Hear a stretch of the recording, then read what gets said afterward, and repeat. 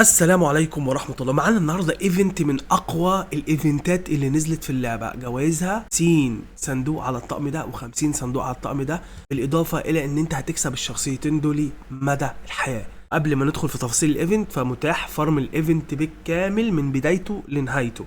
طبعا الايفنت ده هيبقى صعب شوية وفيه شغل كتير، فركز معايا واحدة واحدة عشان تعرف هتعمله ازاي.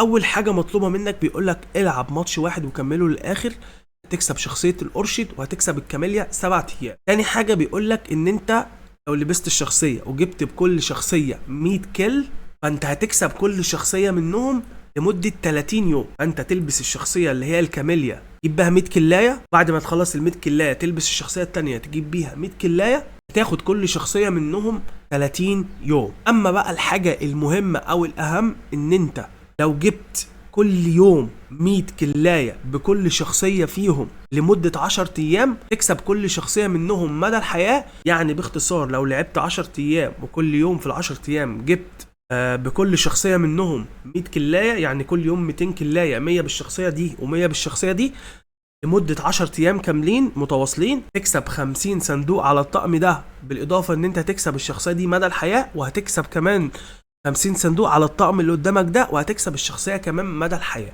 يعني أنا شايف ايفنت رهيب رهيب رهيب رهيب، مفيش أحسن من كده بصراحة. ايفنت سهل جدا جدا وبسيطة، وهياخد معاك شوية وقت طبعا، بس تقدر ان انت تعمله يعني بسهوله اهو. وطبعا يا شباب لازم تركزوا، بيقول لك جيم ماست بي كومبليت، لازم تكمل الجيم للاخر، ولازم طبعا اي روم يكون فيها 4 لاعبين. يعني لو انت بتفرم انت وواحد قصاد واحد، الموضوع ده مش هينفع، لازم تدخل الجيم عادي تلعبه، لان لو الروم فيه اقل من 4 مش هيتحسب اصلا.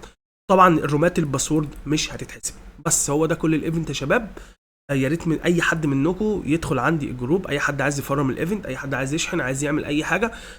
طبعا سايب لكم لينك الواتساب تحت، وطبعا لينك القناه بتاعتي اللي على الواتساب، اللي انا بنزل عليها شرح للايفنتات، شرح اي ابديت، اي حاجه بتنزل جديده في اللعبه بنشرحها باذن الله. على خير، والسلام عليكم.